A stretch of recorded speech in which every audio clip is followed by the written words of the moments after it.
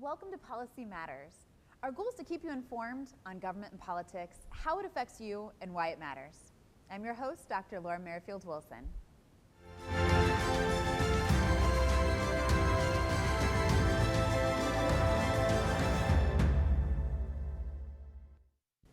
To jump right into it, this is our first show since after the 2024 presidential election.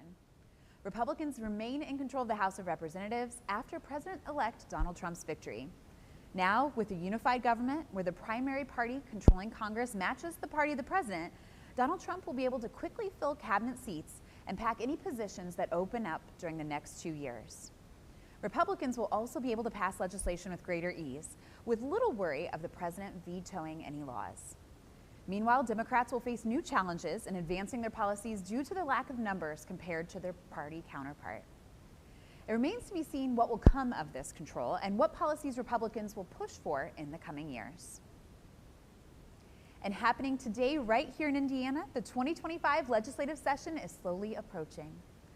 Members of the General Assembly will come from all corners of the state to the State House for Organization Day, the informal start of the session.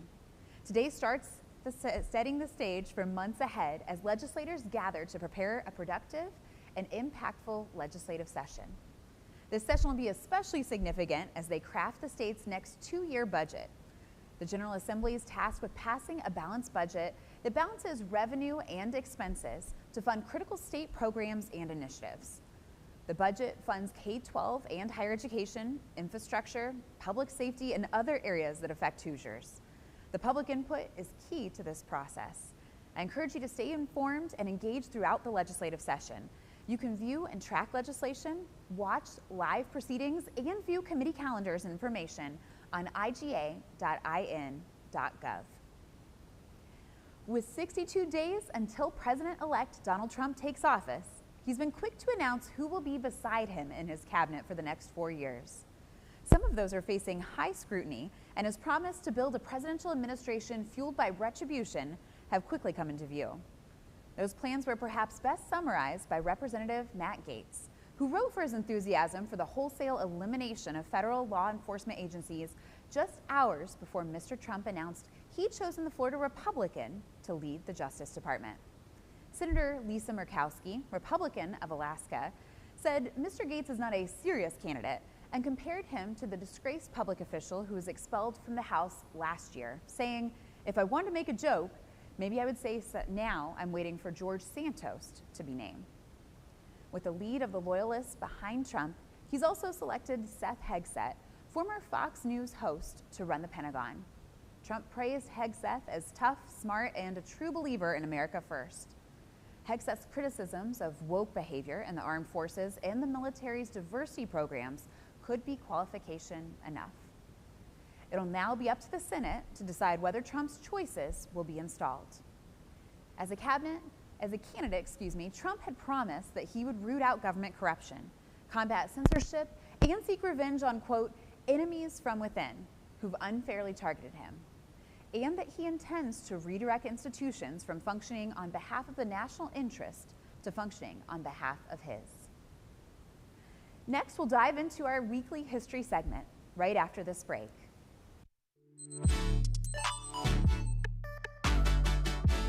Good morning, Greyhounds, and welcome back to your Wednesday show. We have some very exciting things to talk about with our very special guest.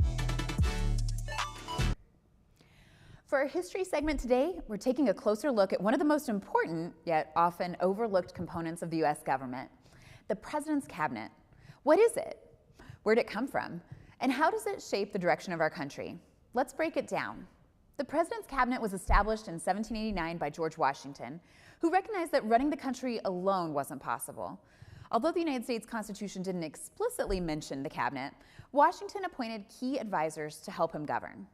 His first cabinet included a Secretary of State, Thomas Jefferson, a Secretary of the Treasury, Alexander Hamilton, a Secretary of War, Henry Knox, and an Attorney General, Edmund Randolph. These officials were tasked with offering advice and managing the nation's key areas: foreign policy, finance, defense, and law. Washington's cabinet wasn't formally called a cabinet at first. It was simply a group of principal advisors of state. But the idea stuck, and over time, the cabinet became an official body, advising the president and helping execute laws and policies. As the country grew, so did the cabinet. New challenges and a growing government meant that more specialized departments were needed. In 1849, for example, the Department of the Interior was created to oversee the nation's land and natural resources. In the 20th century, new departments like Health and Human Services and Homeland Security were formed to address emerging issues like public health and national security. Today, there are 15 executive departments in the cabinet. These include Defense, State, Treasury, and newer ones like the Department of Energy and the Department of Education.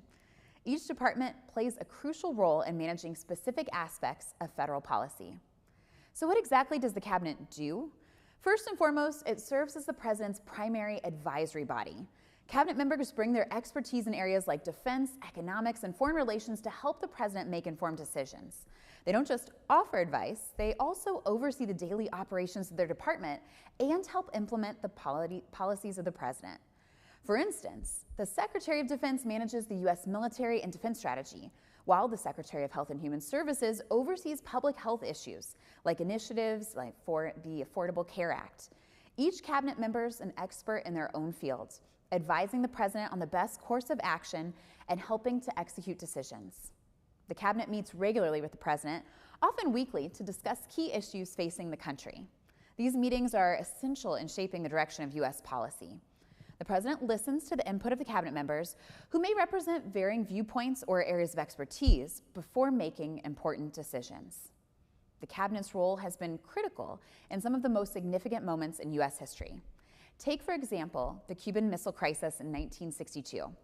President John F. Kennedy relied heavily on his cabinet, including Secretary of Defense Robert McNamara and Secretary of State Dean Rusk, to navigate one of the most dangerous confrontations in the Cold War.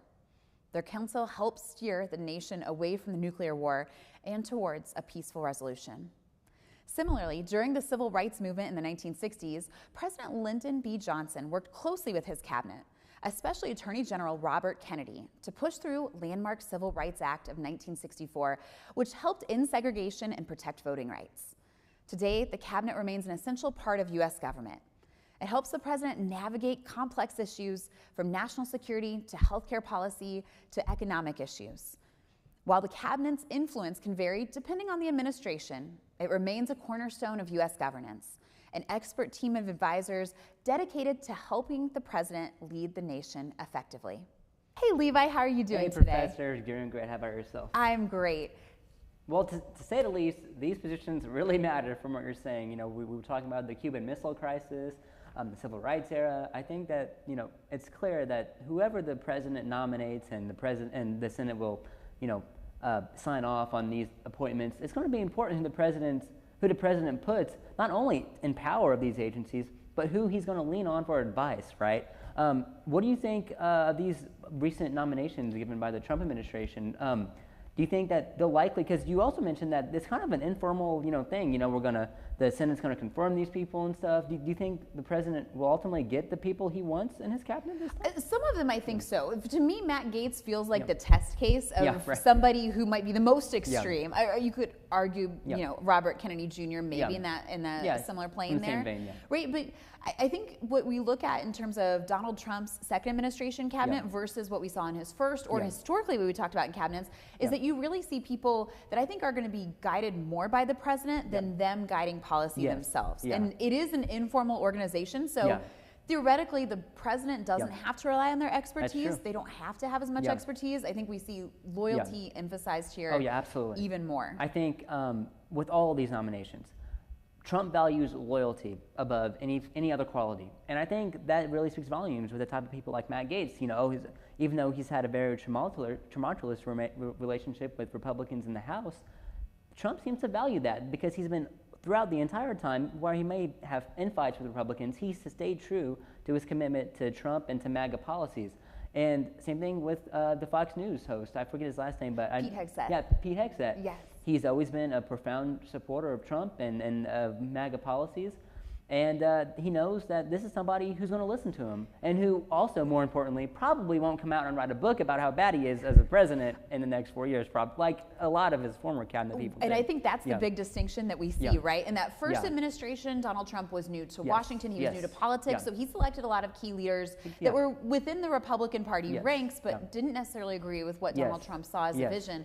And that feels like a clear contrast in terms of his selections now. And it's kind of a test, I feel like the Matt Gaetz selection. It's like, okay, which one of these Republican senators are just going to bucket to me no matter what? Like, let's test the loyalty of these senators. And by appointing him, and also, in some ways, it could also be, okay, I may have some rather, questionable nominees. So Gaetz could be like, okay, you can deny him, but like somebody like a Pete Hegseth or like a RFK Jr., maybe it kind of like lowers the bar so much, maybe, when you have somebody who is under a House ethics investigation, accused of trafficking minors in an airplane. So I definitely think that maybe it could be that interpretation, but also could be, okay, let's test the allegiance of these senators to me as a president. Well, and I think there are also some stronger candidates too. If we think of like Marco Rubio in terms of Secretary of State. Absolutely. So there's certainly a wide range and balance. Of course, we'll be seeing which one of these and how many of these members of the cabinet will be ultimately confirmed by the Senate.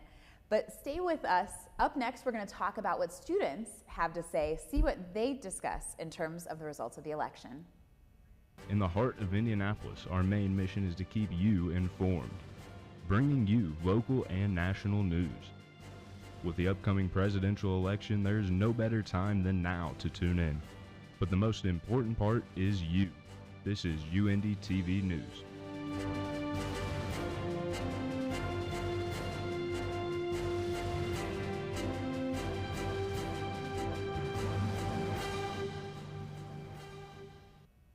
With the 2024 presidential election being one of the most significant we may ever see in our lifetime, the big question is whether or not we're surprised with the results. And Levi, I want to start with that. It's hard to believe this is our first show after the election because it feels like so much life has happened. My goodness, But let's start with that. Are you surprised with the results? Not really. All the polls indicated that it was going to be a coin toss election.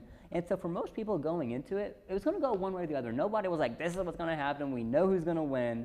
So honestly, I feel like most Americans probably aren't surprised by it because they knew it could go in one way or the other. Are you surprised, Professor? I'll say when we had 7 swing states, and you assume they swing one way or the other. The fact that every one of those swing states ultimately went in favor of Donald Trump, I think that really did surprise me. I want to talk about Trump's victory and asking what the students had to say about this. Let's listen to hear what reporter Kendall Pearson was able to glean from our students in terms of what they thought of the election. Let's take a look. Are you surprised by the results of the presidential election? I was a little surprised, also not. I feel like I've heard about 50-50% of Trump or Kamala, so I guess I didn't really know what to expect. I thought it was pretty much a duel, so obviously Trump reigned supreme and won. Yes, very much. Can you please elaborate on that? Personally, going into this election, I definitely thought that it was going to sway one way, just from what I have known personally, and I was not satisfied. I'm not surprised about the outcome of the election. I thought that Kamala didn't have, enough time to really run since Biden resigned, and I think that she just wasn't kind of given a fair shot, and it's red America at this point, so. Okay, thank you. I am not. I figured Trump would probably win, and he came out on top. I wasn't really surprised by that. Yes, very much. Can you please elaborate? I did not think that he had a shot, to be honest. And why did you think that? I think just because I'm more on the left side of things, that's all I saw. So I thought there was like a lot of lefties coming around, but I guess a lot of people had other things in mind. How do you feel about Trump's cabinet selection thus far? Thus far, I do believe that it's a little crazy, and I think that there's a lot of unqualified people that are running. Such as? Such as Gaetz, Hegseth, Elon Musk, obviously. That's a crazy pick right there. And I think that RFK is on the better spectrum of that, but some of his policies and views are a little weird. How do you feel about Trump's cabinet selection thus far? Boo! How do you feel about Trump's cabinet selection thus far? I feel like he's doing a lot of things for shock value because he's not nominating serious candidates, with the exception of Marco Rubio. Haven't always agreed with what he said, but at least he's been on the Foreign Relations Committee, the Intelligence Committees, and is actually qualified for the job, unlike Matt Gaetz, unlike Tulsi Gabbard, unlike whoever the guy was that he nominated for defense secretary. So it sounds like a lot of people had many opinions in terms of these results. And we just talked before we got to watch this a little bit about that presidential election.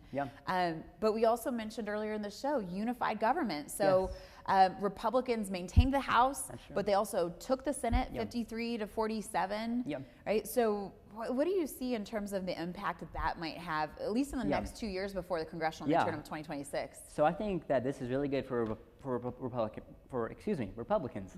This is pretty much giving them the mandate to do whatever they want to do relative to our checks and balances and stuff. I'll be interested to see how many times Democrats utilize the filibuster to maybe try to prevent maybe some of the most extreme potential bills from getting passed. But other than that, this is really good for Republicans. They're going to be able to do a lot of what they want to do, especially with the budget and stuff, how they want to allocate funds when it comes to the Ukrainian war. If they ever come together and finally pass a concise message on that and get unified on their vision of that. Same thing with Israel. This is really good for Israel too. I feel like this reassures U.S. and Israeli our alliance with them. So yeah. In terms of domestic policy, I'm looking at two things, right? There's the order for deportation, mass deportation. So are they able to accomplish that in 2 years? What does that look like? How do they do that? And what responses does the Justice Department have to that? And then the other thing too, and we haven't heard this as much in the campaign, but in the previous election cycle, there was the repeal and replace the Affordable Care Act. And I think that's still a pressing issue among Americans. So I agree with you in terms of foreign policy, in terms of domestic policy. I feel like that's the checklist that voters are going to be watching. You have 2 years until the next election, but with unified government, the Republicans have the power. Let's see what they're able to do with it. And when we speak of that, in terms of the U.S. Senate race in Indiana, you had Jim Banks win pretty handedly. It felt like an invisible campaign. I didn't really see much from him. I didn't even see that many advertisements. It didn't feel necessarily that competitive, quite frankly. And then all of the House races went as one would expect. There was we weren't shocked by anything really, perhaps in this election. No, I don't think for Indiana voters there. Now, what about the gubernatorial race?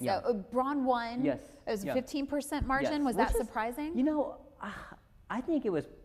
Listen, I think it's a decent showing for a Democrat, right? At least it wasn't, 20 points or wasn't. Now, with that being said, I think that there were some projections that gave McCormick a little bit, maybe I think it was a 12-point margin or 11-point margin. It was closer. There were some polls that indicated it could be a close race. And there was that money that came in at the very end from the Democratic Governors Association for $450,000, and the Republican Governors Association had to just up it with $500,000. At the end of the day, it doesn't feel like that money made much of a difference. And I'm curious, when you're looking at the down ballot, you did have some voters who supported the Libertarian candidate, Donald Rainwater, and still, presumably based on the numbers, voted for Donald Trump. Right? What kind of mandate does this give, or does this fail to give, do you think, Mike Braun, once he goes into the governor's office in January? I really don't think it matters all that much. I think the important thing is that he won the election, and that he has a House and a Senate that will, will be in lockstep with him. He has a friendly Indiana Supreme Court that'll go along with him. And so the extent that Donald Rainwater, removed any of his mandate to govern, I don't think is really applicable at all. I think that he won with a 15-point lead. Any politician would be overwhelmed with that amount of victory. So I really don't think it's going to matter all too much. But I do think that it could signal maybe for him to be a little bit more cognizant of some maybe social issues he's lacking on. But really, if I was Braun, I'd be like, oh, so what? And there's always going to be a little bit of a percentage that isn't going to align with you and stuff. But which is very fair. And Levi, you're bringing out a good point. As a political scientist, we're always interested in margins. Nobody else cares. You win by whatever you win by. It's like a doctor who gets C's is at the end of the day still a doctor as long as they graduate med school, which is important there. But you're talking about also the state legislature. The Democrats had the goal of breaking the supermajority. Ultimately, they did not. So you'll have Braun in the governor's seat. You'll have Republicans in the House and Senate supermajority. And we were talking earlier about Organization Day. So I think looking in terms of the budget, that will be really important. They get to set the agenda. And they don't they don't even have Democrats in the room for any law they want to pass. So yeah. So what does this leave us with Democrats? Like, what's the lesson learned? Maybe Yeah. not even at the national level. Yes. That's going to be very politics. difficult. Oh, Just gosh, for yeah. Indiana politics, Yeah. if you're talking about a 15% Yeah. margin of loss for Yeah. a governor's race, even if only political scientists care about that. yes, yeah. But then for the state Democratic Party too, not able to break the supermajority, Mm-hmm. where do they go from here? What lessons do you think they can learn from this? You know, this is such a difficult question. You know, what went wrong? You know, you could say in some instances, you know, this is Democrats largely didn't do that well because of the top of the ticket with Kamala Harris. You could point to that. You could say the realities of the race, the inflation was just too bad, grocery prices, that in some ways maybe it was outside of Democrats' hands, that most voters, when they went to the ballot box here in Indiana, they knew the president was a Democrat, and they knew that the Republicans are the ones out of office, and the local and statewide elections went accordingly. But you could also say that, you know, maybe it was a mistake that Democrats ran a former Republican who maybe provides slightly, you know, some marginal differences on issues like abortion and, you know, immigration and issues like that, social issues, and was marginal in their difference of economic policy. That maybe that was a mistake. Maybe not. So it's really difficult, even on the national level, wouldn't you say? It's like, it's really hard to pinpoint what went wrong for Democrats at this point. You could say, you know, you can point to some indicators, but it's hard to exactly say this was the reason why they lost, and now let's fix and it, right? To be fair, there's never one reason. Yes, yeah. I'm wondering, just as we're starting to wrap up our show here today, yeah. as a student, do you see the potential for party competition in the state of Indiana in the future? I know probably in your living memory, and maybe even in your lifetime, it's been fairly one-sided and dominated. Not in mine, but nonetheless, as a student, where do you see that? You know, right now, I don't foresee it. I don't know. I think it would take the parties, you know, reconfiguring themselves a little bit and what they stand for us to really be competitive back in this state of Indiana. So I don't think so. I don't think, at least it's unforeseeable for me. I wouldn't put money on it, to say the least. That really is where your money speaks more than your words and your actions, and I would not put money on Democrats winning a statewide election anytime soon. So. Yeah. Well, if you want to learn more about how the Democrats and Republicans are going to do in terms of state policy, I want to remind you to tune in again next week. Thank you so much for joining us. And our last show will be next week here for the semester. You can catch us on UND TV and on Xfinity 1096. I'm Dr. Laura Merrifield Wilson. And I'm Levi Alt.